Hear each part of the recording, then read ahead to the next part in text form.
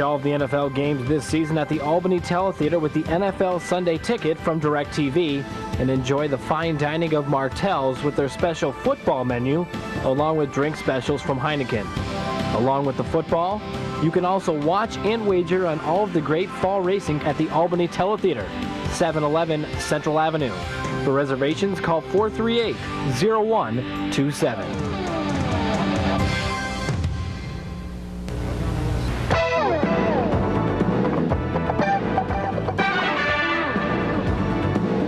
This is the OTB Television Network.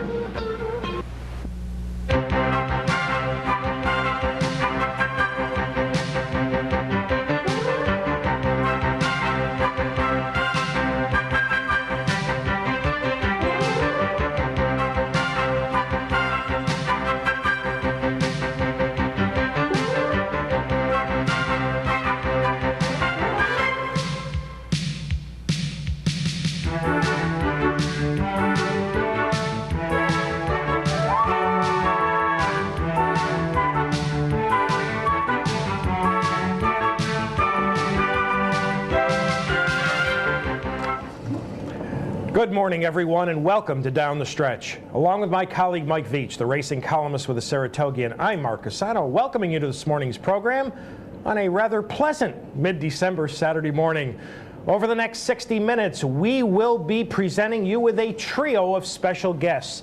In just about 10 minutes, we'll kick things off with NYRA Senior Vice President Bill Nader, and he will discuss the rather dramatic stakes changes for 2006 for the New York Racing Association. Then a bit later on, a first-time guest, Mr. Andrew Schweigart.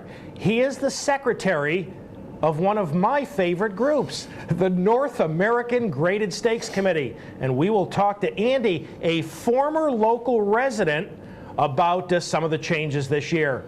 And then we'll wind things down this morning with a Hall of Famer.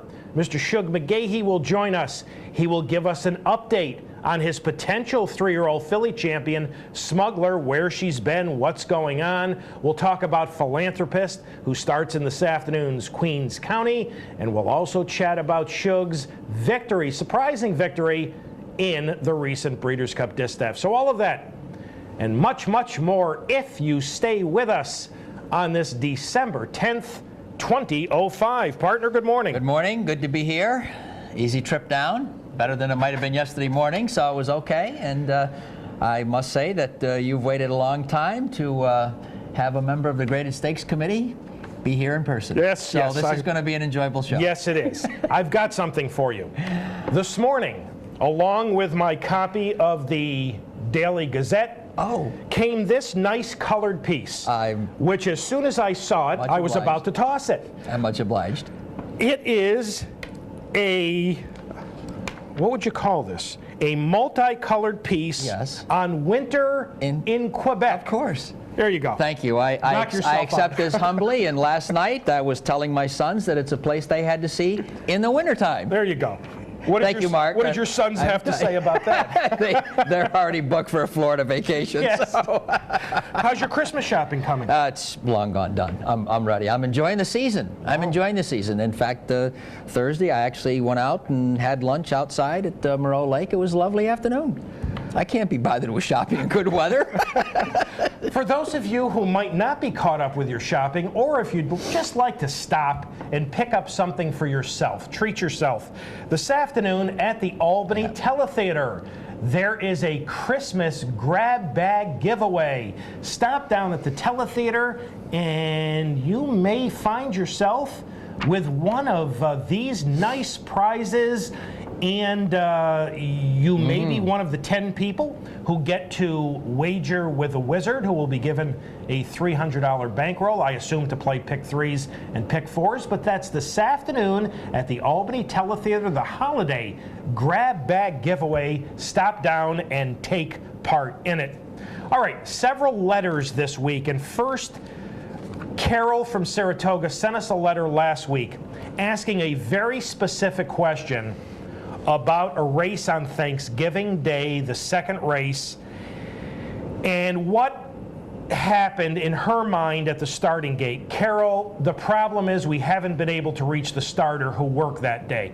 Naira did not race yesterday, as you know. He is not working today. We tried to reach him again this morning. So, Carol, we're trying our best. We will reach him this week and get you an answer for next week's show. From Janet in Ballston Lake, gentlemen, could you find out if Capital OTB is going to be having on the 1st of January the annual Naira calendar giveaway?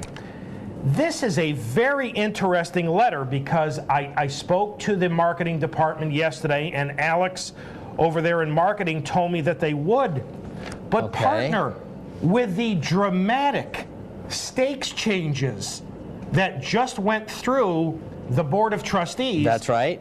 And which haven't yet been approved by the Racing and Wagering Board. How do you come up with a calendar that quickly? We've got 10 days to get that all done. So yeah, that's good. That is a very timely question, yes. Actually. Yes. So Janet, we are told by marketing that they will have the Naira calendar giveaway, and if we have time, I'll ask Bill Nader about the new stakes on the calendar. But that's what we're told, that the calendar giveaway I guess will go forward. In the printing process, if it's technologically up to date, it's not impossible, but somebody's going to work very hard to get them delivered by January 1st. That's right. And Michael's got a letter from Alex in South Glens Falls. From Alex in South Glens Falls. Dear Mark and Mike, I watched with dismay your recent show highlighting of Fleet Alex's retirement as a small-time breeder of New York breds. I am keenly interested in stallions, but also know that the racing industry depends on the $2 better. Alex goes on to say that he feels that the best horses in America are no longer racing after 3. Alex, I might suggest that Ghost Zapper Cigar, Skip Away, Ashado, Kona Gold, and Pleasantly Perfect are 2 recent examples which might contradict that statement. Going further, my suggestion to you is that these career-ending injuries are merely posturing, and owners today have different agendas. Could be. Mike seems somewhat patronizing in his description of a Fleet Alex's stud career, i.e. great to look forward to, model horse, Alex is quoting me, great female family, etc. Alex, if telling the truth about a Fleet Alex's disposition, conformation, athleticism, and pedigree is patronizing, yes, I'm guilty as you charge. Tim Ritchie's comment that we've never wanted to jeopardize this horse, again, posturing, knowing the jeopardy occurs whenever they race. The $2 better rarely follows stud careers. Alex, again, I might add that probably the hottest craze in handicapping right now is pedigree handicapping. No longer do we have racing heroes to follow after their 2- and 3-year-old seasons. Triple Crown races should be renamed the Stallion Prospect Triple Crown and Grade 1 events. The same. Look at the also-rans that have won the Travers in recent years. My partner may have a comment on that. What used to be the sport of kings has become Cash is King stable. When are you guys going to wake up and smell the roses or dollars? Well, Alex, I'll try to do better. Mark, I think, might want to say something about the Travers winners of recent years. Well, you know, Alex, we appreciate the letter, first of all. There is no doubt in my mind, this is strictly my opinion, that the Cash is King folks and Tim Ritchie did want to run a Fleet Alex as a 4-year-old. That was their plan all along. They didn't make any stud plans for him because they wanted to race. The injury took him out of it. You know, I certainly understand that breeding is an important aspect of this sport. I mean, it produces the future horses and the future stars that race.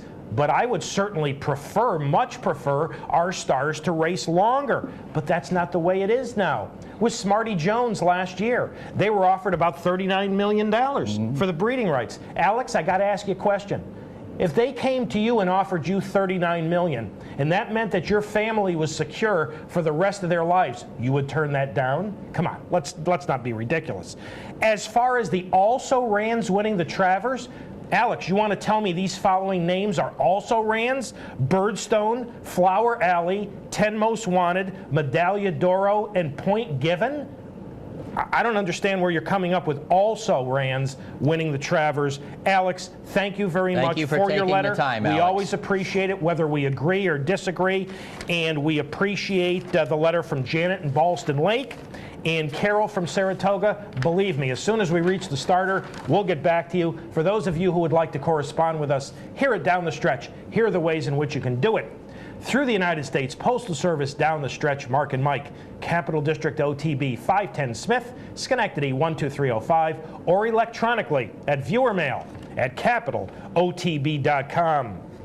Some good news to report this morning. You know, we've talked to you already about Derby winner Giacomo back on the work trail. He's been working for John Sheriffs in California. Well, now we find out that Rockport Harbor is back as well. Shown here winning last year's Remsen Stakes, Rockport Harbor has been working at Oaklawn Park.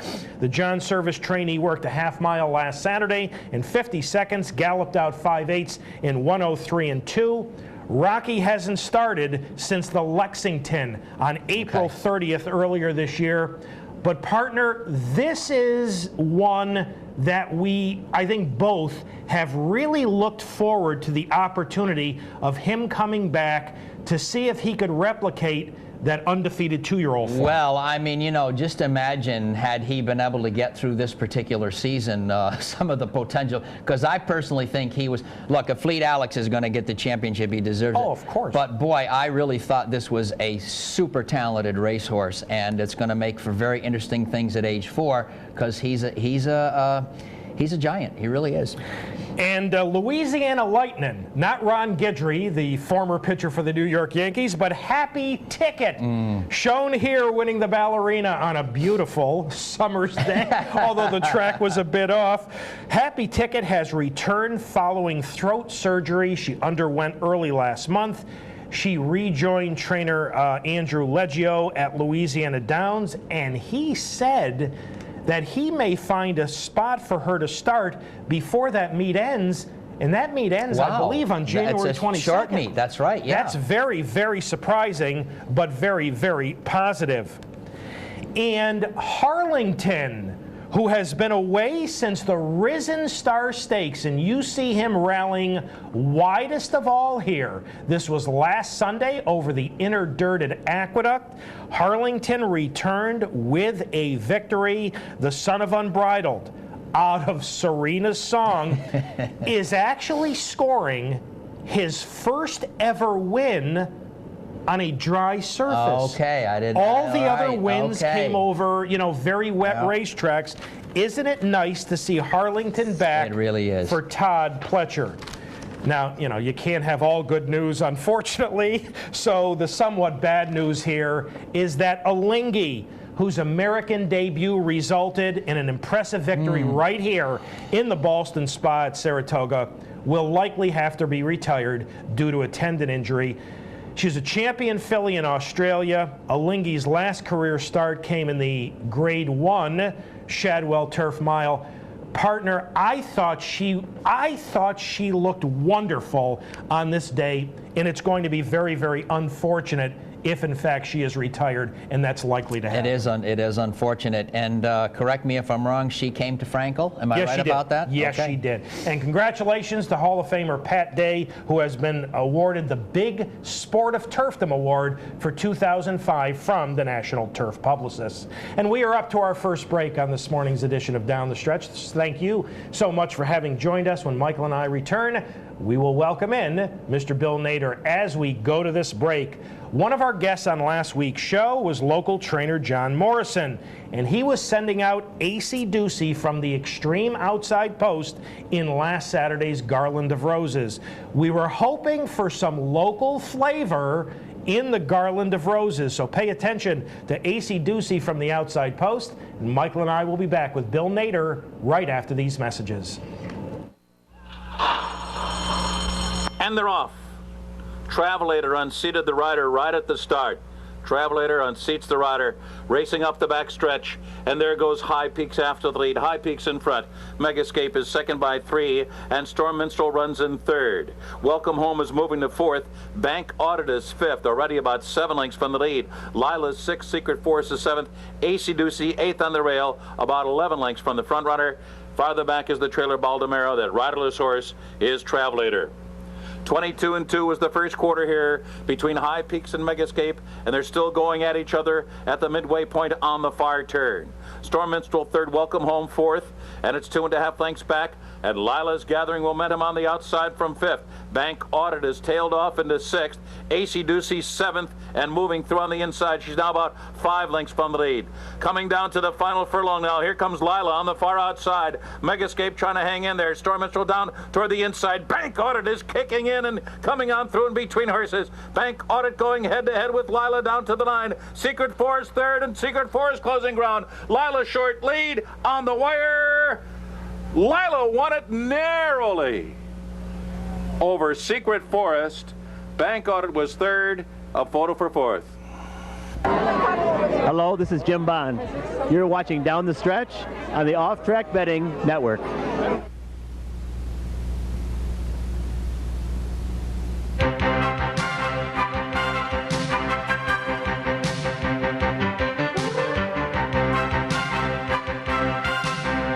Do you have million-dollar dreams? Go to TWTV.com and search for the home of your dreams. Or search by price and find a home that fits your budget. From a cozy cottage to a home fit for royalty, TWTV.com puts the best homes in the area at your fingertips. That million-dollar home might be just a dream, but you'll be sure to find a home that you can call your own at TWTV.com. TWTV, Time Warner Cable Channel 7. Sorry, sir. Your credit card's been declined. Are you one of the millions of Americans with $2,000 or more in credit card debt? Would you like to cut your monthly payments by as much as half? Credit Guard of America can help. Credit Guard's money management solutions even include credit counseling. They helped with my home equity loan. And my IRS problems.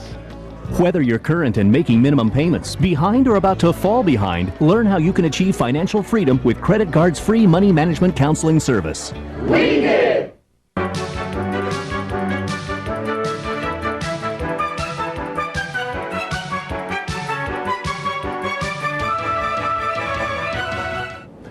Welcome back to Down the Stretch, everyone. Mike VIETCH to my left. I'm Mark CUSANO. Well, we were hoping for a local flavor into Garland of Roses with local trainer John Morrison. We didn't get it as AC Ducey finished 7th, but what we got was local flavor with local owner Roddy Valente, the part owner of the winner Lila, trained by, I mean, it's just unbelievable. You run out of superlatives from Mr. Alan Jerkins, Channing Hill up, Lila over Secret Forest. Our first guest this morning has been a regular on this program for years. Senior Vice President and senior only in title, still very young at heart, the Senior Vice President of the New York Racing Association, Mr. Bill Nader. Bill, welcome back to Down the Stretch. You know what? In full disclosure, Mark, yesterday was my birthday, so it might be senior. Don't go no further. Hello, Mike. Hey, good morning. A belated happy birthday, Bill. Well, thank you. Bill, some dramatic changes as far as the stakes program from NADER for next year. Let's begin with a race which has been run in the past at both Belmont Park and Aqueduct. It will now be run at Saratoga. That's the prestigious Woodward. Bill, the Whitney will be run on August 5th. The Woodward will be run on September 2nd. Why did NADER move the Woodward to Saratoga? Well, I think partly because of the changing landscape in the handicap division, especially in the fall because of the Breeders' Cup. It's really been a changing dynamic in the way horsemen approach these races, where they want to run, and honestly, bringing the Woodward to Saratoga, and the Woodward has always been, as you know, a tremendous race, and one of the most coveted races in the handicap division as a Grade 1 at 9 furlongs at Belmont. But bringing it to Saratoga, we think, elevates it, and we believe that now, much like we have the Jim Dandy and the Travers for the 3-year-olds at Saratoga, now we have the Whitney and the Woodward. And you know, I'm comparing that to Maris and Mantle. This is W and W instead of M&M, but it's basically very, very similar. That owners can look at the Saratoga handicap Grade 1s now and think, you know what, this is a good way to win Horse of the Year, at least Older Horse of the Year. St. Liam, as everybody knows, won the Woodward this year, but only 2 trainers participated in that race. It was Dutrow and Zito. There wasn't a lot of sizzle in terms of betting interest. And in the past, the Woodward has come up.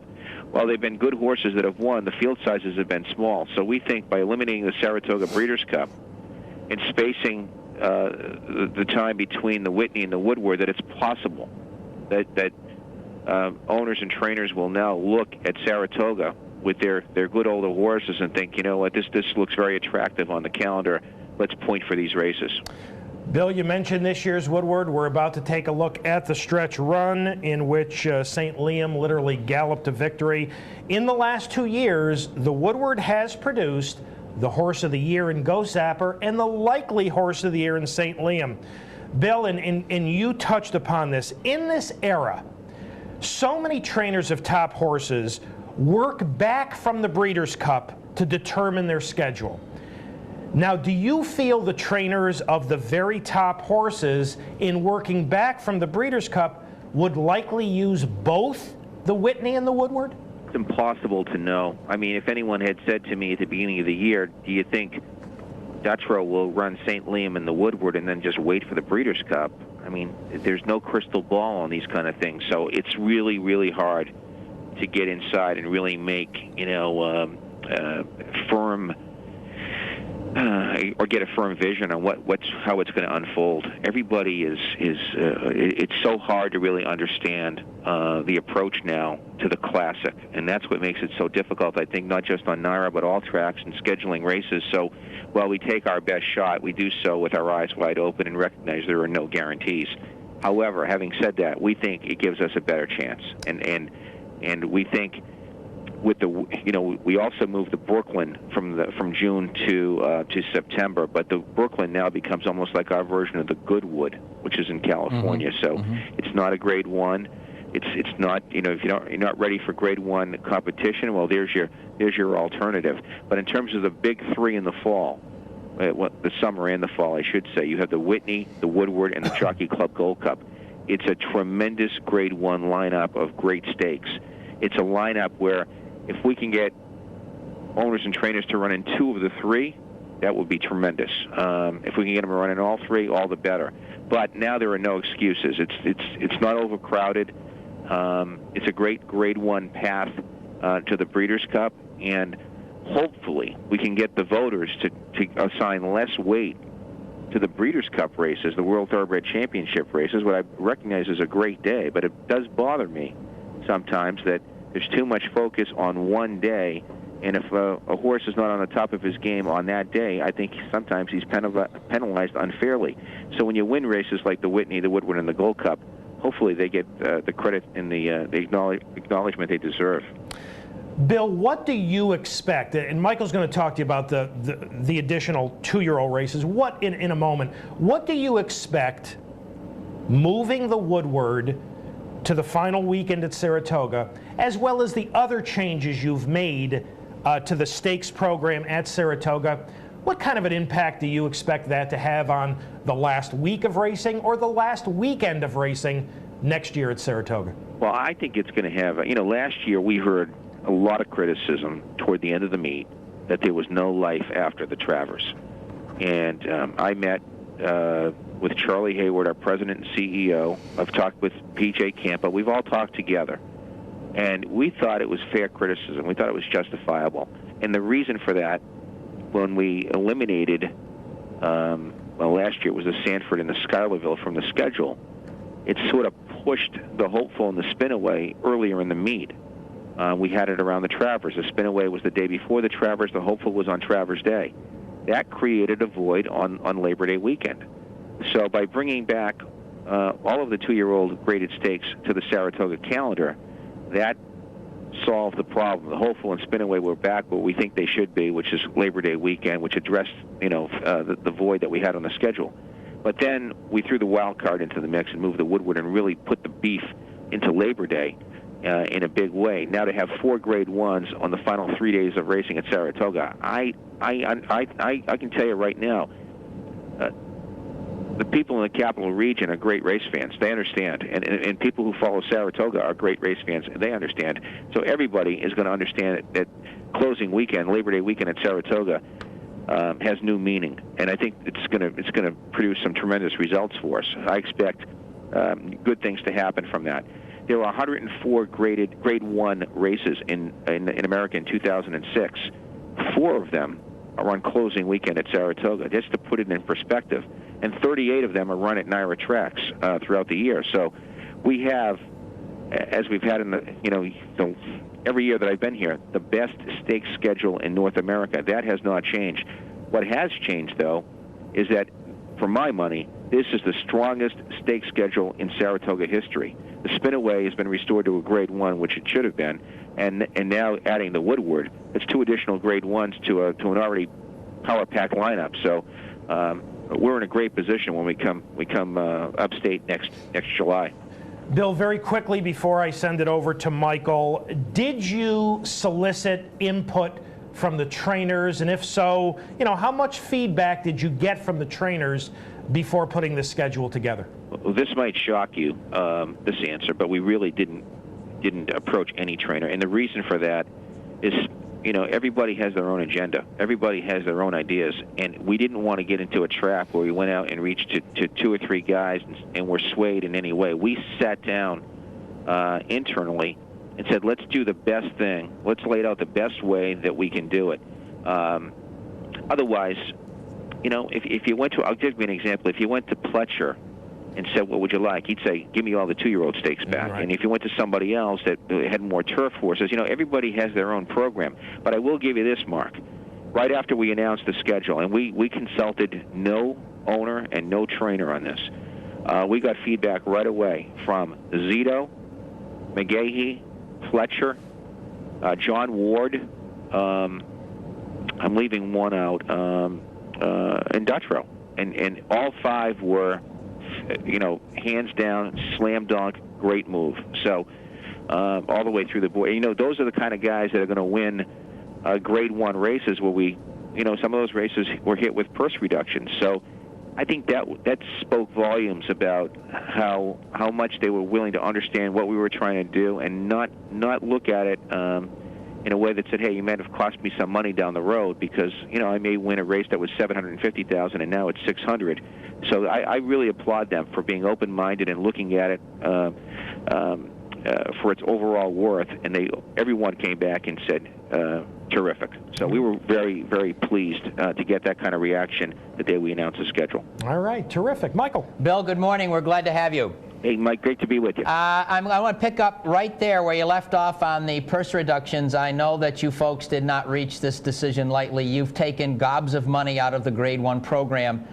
I would like you to, if you will, sort of describe your concept behind what you've done with the money to be awarded in 2006. Well, I'm glad you asked me that because this is where the economics of the allocation will come in, because with our let me first explain how our purse distribution is set up. It's all statutory payments and contractual payments. So in terms of total dollars paid out in any given year at NYRA, it's not NYRA saying, hey, this is what we want to do. It's what we're bound to do by contract and by statute. So our purses will not be cut overall. However, when we went back and did the math and looked at where we were in terms of the dollars spent on stakes races, and this is interesting, we were out of balance. We were allocating 31.6% of our overall purses to stakes.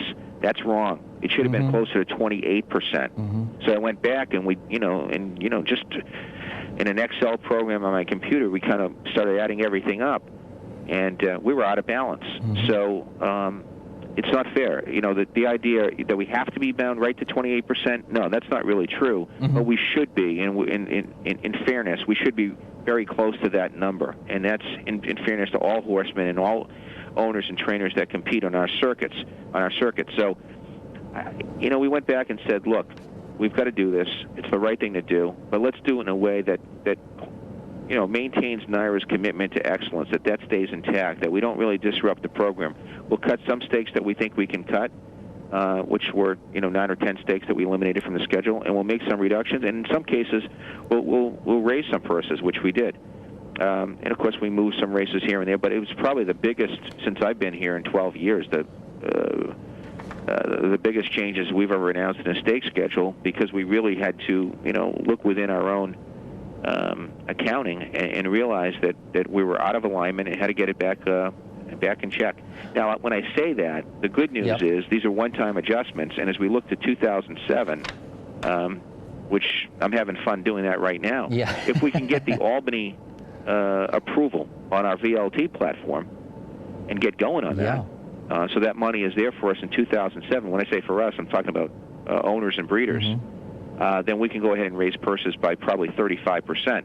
And then we've got a lot of money to play with, a lot of new money, and we can do a lot of things. So, good. That's good news. That's good news if we can get a unified effort from the owners and breeders and NADER to get the approval from Albany and get this money rolling in. Because when the money comes in on VLTs, the five entities that will benefit from the new revenue in order would be the state by a landslide. Then secondly, the lottery. Thirdly, it'll be the horsemen, the owners. Fourth will be the breeders, and fifth, at the bottom of the scale, will be NADER.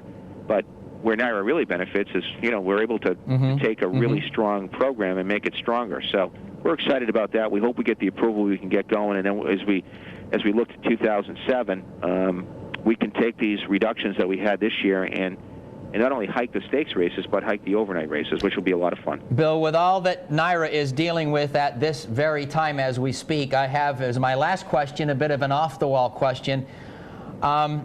There is possibly a coming rage/trend in thoroughbred racing called polytrack. Has that even been discussed by NADER? Another good question for me, because I was out in Lexington a couple of months ago for just a one-day meeting, and on my way back, I stopped over at Turfway on a dark day, just drove in there, walked on the polytrack, picked it up in my hand, and we've had some people from England, from Kempton Park, a race course in England, that were down visiting with us a couple of weeks ago, and they have it there as well. I think, we've talked about it. We're curious about it, and more than curious, I think we think it's a possibility, and we think that as we learn more about it, it's going to be at Del Mar, Keeneland, Turfway. So it's we'll have more of a basis to judge it on, but there are a lot of benefits to it. It doesn't look right to me from eye appeal, but I was told by the guys at Kempton Park that it gets darker in year 2 or year 3 than it is in year 1. But it really is an amazing innovation in racetrack surfaces, and there are a lot of benefits, but I think we just want to see more, and we will see more in the coming years. And at the time that we have the money to really make a decision, we'll have the benefit of a lot of knowledge and hopefully make the right decision. Thank you, Bill, very, very much. Mark. Bill, very quickly, we've only got a minute or so left. Couple of final questions. I noticed you moved the Peter Pan 3-year-olds, 9 furlongs, 200,000 to the same exact day as the Preakness. Quickly, thought process on that. Well, first of all, I can never go quickly. You know that. So, it was just really a function of trying to get, an additional starter in the Belmont Stakes. Means a lot to us. I mean, that's our biggest day. We'll handle, if there's a Triple Crown on the line, we'll handle, as much as we would on a Breeders' Cup Day. It'll be about 110 million. So if we can get 1 or 2 more starters in the Belmont, it means so much to us. So, the idea that a horse is going to come back in 2 weeks from 1 1/8 to 1 1/2 not really viable today. So giving the extra week and having, the race over the track 3 weeks before the Belmont, we think will yield more starters to the Belmont, and that's the key. Running the Peter Pan is great, but if you can come back and run in the Belmont, all the better. And the Peter Pan winner this year, oh my gosh, help me, the Tom Albatrani horse was really good. He got hurt. Yes, who was the retired. pulpit horse, Yeah, he wasn't going to run in the Belmont, so there was no way. He when he won the Peter Pan, I got all juiced up thinking, wow, this is an exciting horse, and will really put some spice in the Belmont. But they quickly told me it wasn't an option. It was too quick.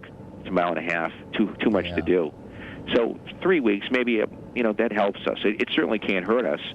And it may take a little bit away from the Preakness. It might take a starter or 2 away from the Preakness. But we've got to think about our own backyard and think about the Belmont and what's best for New York. And that's why we made the move.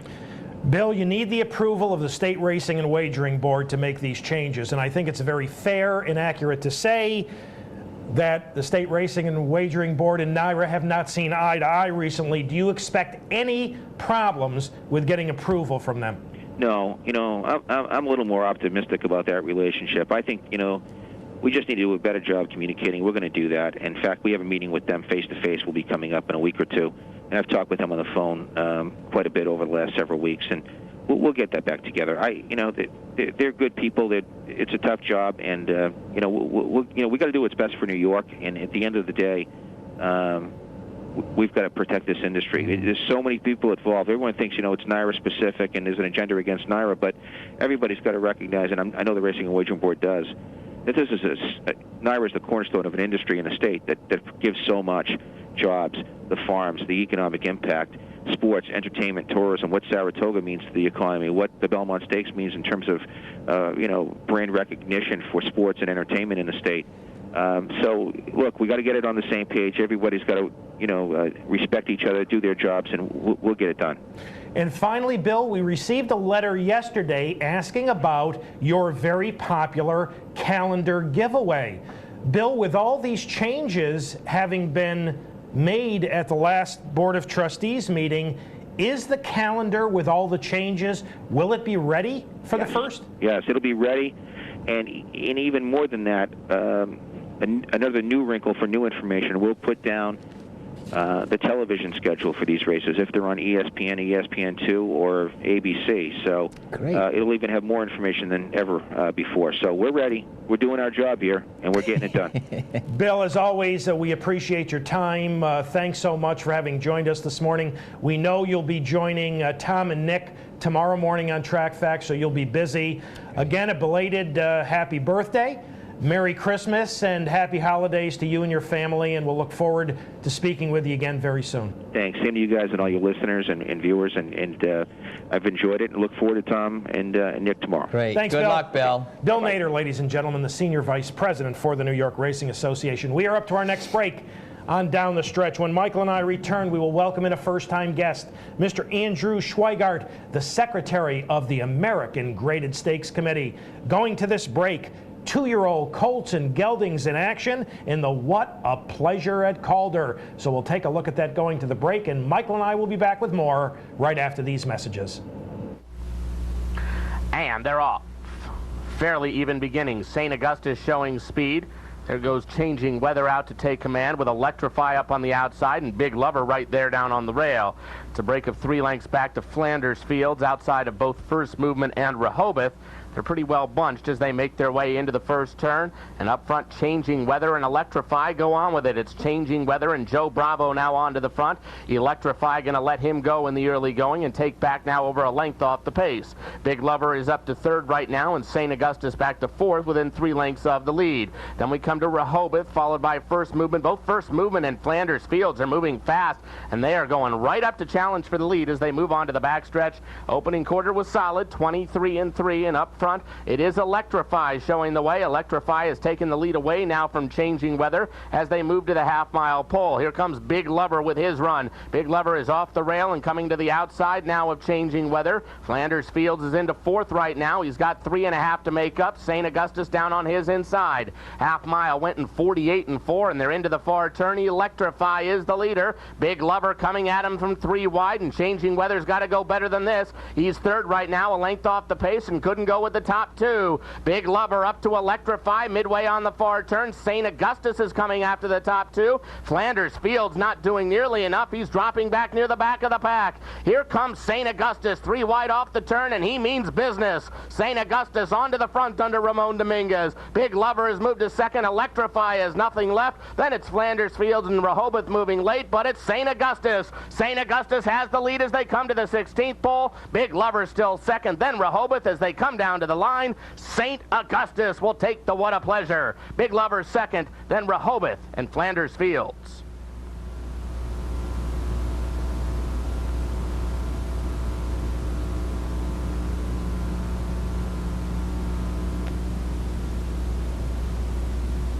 Hi, I'm Jack Knowlton, managing partner of Saratoga Stable, owner of Funny Side. I'm happy to be here with Down the Stretch at Capital Region OTB.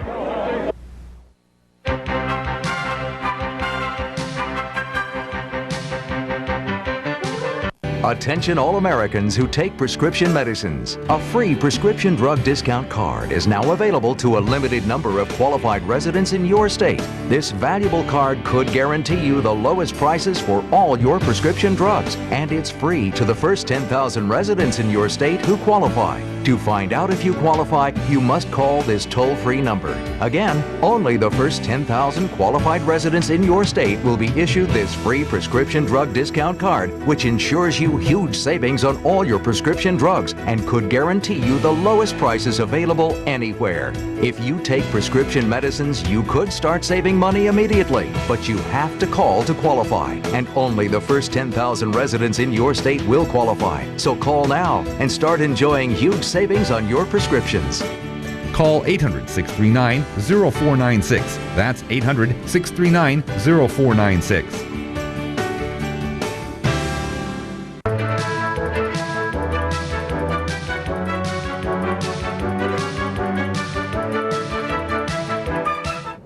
Welcome back to Down the Stretch, everyone. Mike Veitch to my left. I'm Mark CUSANO. Our thanks to Bill Nader for having joined us. And again, you will hear more from Bill on tomorrow morning's Tracks Facts. You just watched the What a Pleasure from Calder. We're St. Augustus. How about that? It doesn't matter if it's New York, Kentucky, Florida, it's Todd Pletcher. This time with Ramon Dominguez by 2.5, mile and a 16th, and a minute 47 and 4/5, which was more than 2 full seconds faster than the 2-year-old fillies went in the 3 ring. Now, here's Michael to introduce our next guest. He's a first-timer to the program, and he's got some local connections. And Michael. we are speaking with Andy Schweigart. And Andy, we're very pleased to have you this morning to talk about a subject that Mark and I talk about all the time, but we never talk it over with you. So we're glad to have you. Andy, welcome to Down the Stretch. Well, thank you for having me. Morning, Andy. Morning. Andy, if I were conducting an educational seminar about the confusing world of racing and people started asking me about what is this graded stake stuff about, I'm going to throw the question to you. You're on this committee. What criteria do you folks use to classify races in this manner? There's some statistical data and the committee's own knowledge, or each person's own knowledge of racing. To get specific about the statistical measurements they use, percentage of graded stakes winners in a race. They have a point scale where if you win a grade 1, you get 6 points, second in a grade 1, 4, third in a grade 1, 3. And then there's a similar point scale for grade 2s and grade 3s, obviously descending. And then the committee also uses what's called a NARC rating, NARC being the North American Rating Committee. That is a group of racing officials from around the country and actually Canada that assign a numerical rating to all open stakes races with a purse of $75,000 or more run in North America. It's kind of the equivalent of the international rankings that you see in Europe. And with those statistical measurements, between that and, like I said, their own knowledge of the game and the horses. Andy, you folks announced 4 upgrades to grade 1 status. I'm going to march you through each one specifically right now. Starting with the Clark at Churchill Downs, just a brief summation, if you will, your decision to make that a grade 1. Yeah, I think the committee was looking at it and saw the last couple of runnings especially. I should say that the committee looks at 5 years of history for each race. Right. But in the last couple of runnings, grade 1 winners such as Evening Attire and Request for Parole this year, or I should say, the latest. When the committee reviewed it, the latest running in the book was last year. So you're looking at St. Liam and Perfect Drift, Colonial Colony, and a gradual improvement of the race over the last 5 years.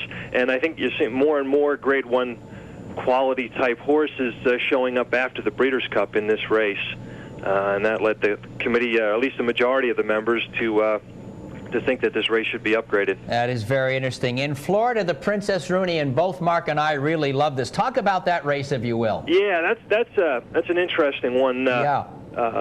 With the Summit of Speed down there, they put a lot of money into this race, and the horses are showing up. And that's a category, filly and mare sprint, as we all know, there's no Breeders' Cup race, and there's very few grade 1 opportunities for sprinters in this country. And that was a race that was still managing to get 2 or 3 grade 1 winners a year to show up for it. And the committee looked at it, saw the lack of of opportunities for Grade 1 horses, Grade 1 filly and mare sprinters. There's no Grade 1 filly and mare sprint for 6 furlongs in this country before the upgrading of this race, and I think a combination of those factors led to actually a unanimous, which is a rarely seen unanimous decision amongst the 10 members to upgrade it. Very, very interesting. We're going to conclude with 2 for 2-year-old fillies in California, the Oak Leaf, Andy. Yeah, the Oak Leaf was a Grade 1 up to about 4 years ago, then was downgraded. And as luck would have it, after it was downgraded, its kind of fortunes kind of turned and really started producing some quality fields.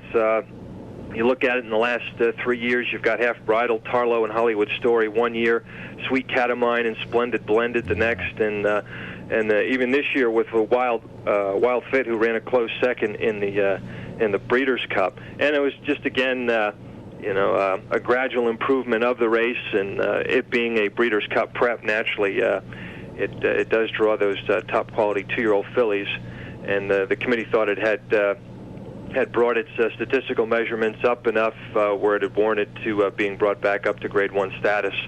And finally, Andy, in Saratoga, and I have to confess to you on air before a live audience, I took this pretty personally a couple of years ago, the Spinaway Stakes. Yeah, I tell you, a couple of years ago was not an easy decision for the committee because of the history involved and it being Saratoga, but I think what you saw a couple of years ago, it was a victim of 3 2-year-old stakes in a 6-week period, which I guess unfortunately it doesn't work in this day and age of racing with 3 races so close together.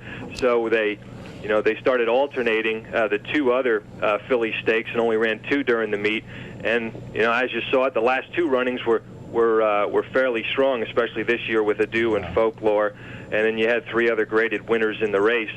And the committee thought that that its fortunes had turned and its statistical measurements really improved the last couple years. So they and decided that it warranted Grade 1 status for next year. Though I have to say it'll be interesting to see now with NYRA's decision to go back to having all 3 races, what will happen again, because it certainly, you look at it and you certainly see the race turn around when they went to only 2 races during the meet. Very interesting. We just spoke with NYRA's Bill Nader on that before you came on the air. Andy, for my part, thanks. Here's my partner, Mark Cusano. Okay. Andy, welcome to the program. Before I go on, let's take a look, and obviously one of the big reasons why the Spinaway back to a Grade 1 was the presence of a shadow in 2003 as we take a look at her in the run through the stretch. Andy, for the committee, what's the usual time frame in reviewing a race? The reason I ask is, in 2003, it was downgraded to a 2, but only 2 years later, it's back up to a 1. Right. What's the usual time frame in reviewing a race? They look at 5 years of history, so the last 5 runnings. So when they looked at it in 2003, it would have been 99 through 2003 runnings. And I don't have those old books in front of me, but when they looked at it at that time, the cumulative 5 years of runnings, to them didn't warrant a Grade 1 status no longer. Andy, 2 races I want to talk to you about which did not or have not gotten Grade 1s, and I must admit I don't understand why. Okay. We'll begin with the Arkansas Derby. Right. Many people feel in 2003 it was a very weak renewal when Sir Cherokee won, but you know what? It featured St. Liam. In 2004, you had Smarty Jones, who would go on to win the Derby and the Preakness. You also had Borrego and Purge. And this year, you had future Preakness and Belmont hero of Fleet Alex. You had future Travers winner and Breeders' Cup Classic runner-up Flower Alley. You had future Queen's Plate winner in there, the West Virginia Derby winner in there. Why wasn't the Arkansas Derby upgraded to a 1? I've had this question a couple times so far this year. The 3-year-old division is probably the most competitive division that the committee reviews because there's a lot of races there. There's a lot of money thrown at these races by racetracks to attract, for these Derby preps. And quite frankly, on the cold numbers, the Arkansas Derby wasn't even the top-rated Grade 2 and was several points behind the bottom-rated Grade 1. And I think, quite frankly, it's depth of field. Yes, they had Smarty Jones and Borrego, and you had Fleet Alex and Flower Alley this year. But in order to get Grade 1 status in this division, you've got to really produce more than 2 Grade 1 winners in each field. And like you said, 2003 running wasn't particularly strong, though St. Liam was 73-1 in that race, so he wasn't the same horse then that he is now. And the 2002 running, I think, was even weaker than the 2003 running. So, you know, the 5 years together, though the last 2 runnings were strong, the prior 3 runnings weren't that strong, and I think that's what's holding it back, though. I think with $1 million in the pot, and this will be the 3rd year coming up where they're offering $1 million, you'll probably see another strong field. So I can't. It's right on the cusp, to be honest with you, and it's probably not that far away. Andy, with this formula that the committee uses, what in the world would the committee have done in 1980 in the Woodward when Spectacular Bid ran against nobody? Yeah, you know, quite honest, I'm not sure. The committee, the way it is looked at races and the measurements that have changed quite dramatically over the 30-some odd years it's been doing this, and I have to go look that up and see how they handled that. Andy, finally, this is a pet peeve of mine. My blood pressure has already gone up thinking about this. Yep. A number of years ago, the Graded Stakes Committee granted the Keeneland-Shadwell Turf Mile, sponsored by one of the biggest breeding operations, to a Grade 1. The list of winners of the Keeneland-Shadwell Turf Mile include Favorite Trick, the only time he ever won a race on grass, Kirkwall, Altabir, Hap, Landseer, Perfect Soul, Nothing to Lose, and Host. The Oak Tree Breeders' Cup Mile, beginning in 1998, Hawksley Hill wins it, got beat a lip in the Breeders' Cup Mile. Sillick wins it, wins the Breeders' Cup Mile. War Chant wins it, wins the Breeders' Cup Mile. Val Royal wins it, wins the Breeders' Cup Mile. Andy, why in God's name hasn't the Oak Tree Breeders' Cup Mile been a Grade 1 for years? Quite honest, again, depth of field. You know, it's another one. It's the top-rated Grade 2 on the committee's numbers, and again, it was brought up for discussion and for a vote this year, and it didn't carry. There's 10 members of the committee, and in order to be upgraded, a race has to have a supermajority of seven votes to be upgraded. And I think you're right. You know, it's produced Singletary and Val Royale, but you look at some of those years. You know, the 2004 running Musical Chimes won it. Singletary was in that race, but beyond that, there wasn't a graded winner in the race. This year, Singletary again was back with Design for Luck, and again you had a minor Grade 3 winner in there, and you had a horse like Wild Buddy who was running in claiming ranks in Calder early in the year. And you bring up the Shadwell, where that was a race where, yeah, it hasn't produced, it hasn't been the Hot Breeders' Cup prep. No. But you're looking at it where the last 4 years, it's had 4, 6, 5, and 4 Grade 1 winners in each renewal. Andy, I want to thank you so very much for having joined us this morning. Colony High School. Actually, CBA. Oh, CBA. Yeah. What year did you graduate? 84. 84. Well, Andy, thanks so much for having joined us this morning. Nice of you. We appreciate it very, very much. Merry Christmas. Happy holiday to you. All right, thank you. Take care. Andy Schweigart, ladies and gentlemen, the secretary of the American Graded Stakes Committee. Now that my blood pressure is a little bit higher than when we started the show, time to introduce our final guest this morning. Hall of Famer Shug McGaughey will start Philanthropist later on this afternoon in the Queens County in New York. And we also got an update on him about his potential champion in Smuggler, the outstanding 3-year-old filly, and talked to him a little bit about Pleasant Home winning the Breeders' Cup Distaff. Yesterday, I had a chance to sit down and chat with Hall of Fame trainer Shug McGaughey. Shug, first of all, a belated congratulations on your 9th Breeders' Cup victory with Pleasant Home in the Distaff. What a huge performance, certainly the best of her career. Your thoughts on this very, very impressive display? Well, you know, I'm still excited about it, Mark, and I was surprised at the margin of victory. I wasn't surprised that she did win. I mean, her 2 races at Saratoga were good. She made a big change when I sent her up there earlier in the summer to train over the training track there, and I thought that her allowance race when she was second was good, and then when she was third was good, and then she came back and was second to Happy Ticket in the Ballerina. And I just sort of tried to weigh my options on the best way to get her to the next level, and I thought maybe the Spencer was going to come up a little bit easier than the Beldame, and so I elected to go there. She drew the one post, and that track was pretty deep, and she closed on it. Was only beaten, maybe a length to Pampered Princess, who was on the leader right there the whole way, and I sent her right back to Saratoga, and the race didn't seem to take much out of her, and we brought her down here a couple days before, and, we felt like we had a long shot with a chance. Well, that you did, as she ran away from them. Shug, her retirement caught me off guard. And the reason I say that is we know that the Phipps family has never rushed their mares into retirement, yet she was retired in the best form of her career. Why? Well, the one thing, they usually do retire when they're 4 years old. I mean, when Mr. Phipps was older, Heavenly Prize, we tried as a 5-year-old and stuff, but we were just, he was older, and we knew, he wasn't going to get that many more chances, so we just tried to kind of keep some things going. But she was going to be 5 years old, so if we'd run her again as a 5-year-old, she would have been bred when she was 6. She'd had a baby when she was 7. She'd had a 2-year-old, she'd been 8. So, I think that that was the reason. They asked me if I wanted to run her, what about running her in the Top Flight or the Fall City? And I just told Denny, I said, listen, if we're going to retire, let's go on and retire off this. And, I think that she'd have a big chance in either one of those races. But, all we'd be doing is running to fatten our pockets. And, we don't really need to do that. So we elected to go on and retire off of her big win. And that was the reason.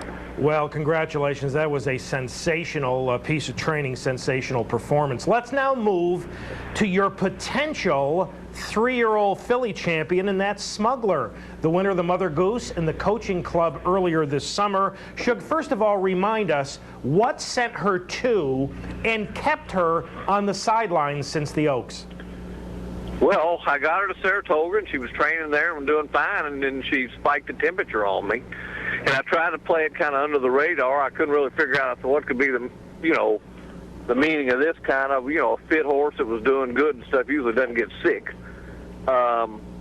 So, we were I played it under the radar, and then when she got okay, I started her back training, the temperature came back.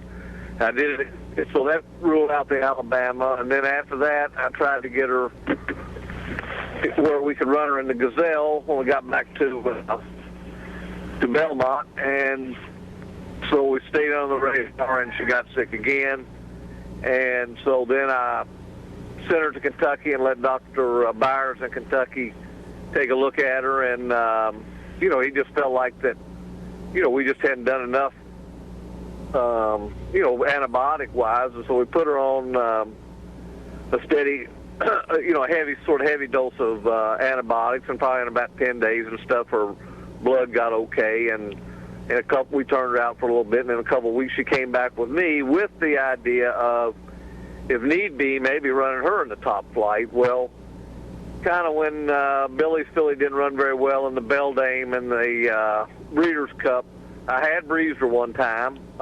She went very well. I kind of took that off the table, and then I had a virus go through my barn, and she got sick again, which wasn't any big deal.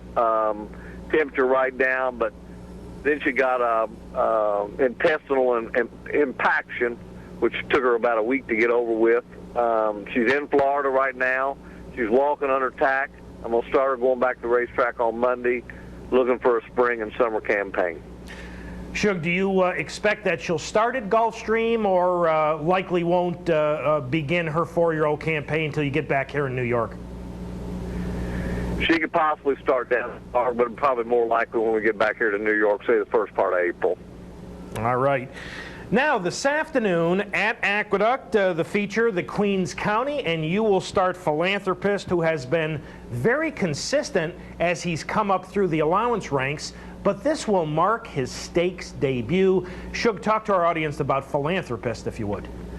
Well, he's a horse we've always had a lot of high hopes for, and he's just had some kind of little nagging injuries that got in his way. He ran a decent race at Saratoga, I think, when he was a 3-year-old, and then he didn't run very well, and I stopped him and gave him some time. We brought him back, and He won in the spring. He did very well at Payson Park last winter, and he won in the spring at Aqueduct.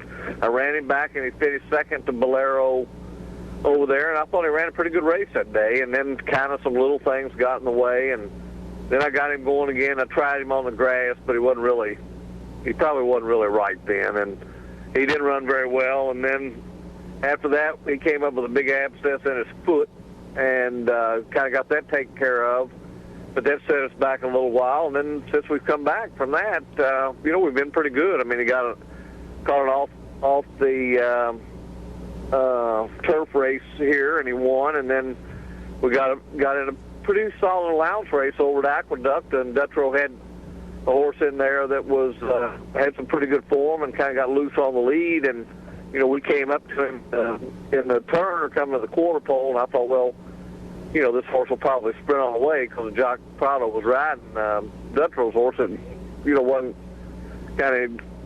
hadn't been asked, and we ran by him. So I thought those two races were good races, and I didn't really maybe expect that this race was going to come up as tough as it did with the evening attire in West Virginia. But he's trained very well since that race. He's kind of had his 3 weeks in between. He had a good work here over the weekend. We're ready to see. As it keeps raining and snowing down here and we catch a sloppy track, then that's going to really pull odds in evening attires thing. But I think that he's ready to go, and hopefully he can step it up a notch off those two allowance races and be competitive in a race, and maybe be a horse that we can kind of look forward to in the handicap divisions over the winter and next summer. Well, Shug, as always, I want to thank you so very much for having taken time out of your schedule to have joined us this morning on Down the Stretch. We want to wish you Merry Christmas and Happy Holidays to you and your family, and all the best, and drive safely. I know you're on your way to Buffalo for a wedding, and that's not a great place to have a wedding come December. So I hear you, Mark. But thank you, and thanks for calling, and you have a nice holiday, too. Thank you, Shug. Shug McGahee, ladies and gentlemen, who will start Philanthropist in this afternoon's Queens County.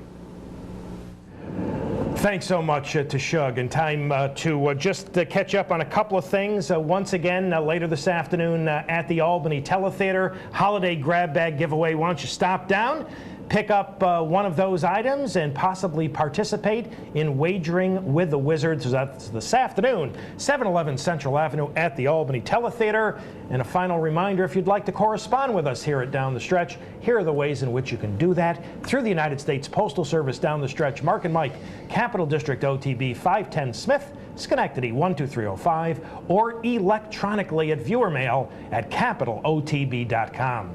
Time to thank all the folks who got this week's show on the air. Pete Persico directed, Dan Hayes and Pat Peretta, our associate producer Julie Hoxie, and special thanks to this morning's guests, Bill Nader, Andy Schweigart, and Shug McGahee. Partner, have a good weekend. You too. Enjoy that brochure on winter in Quebec. I'm very, very impressed. I'm going to, without question. Have a good one.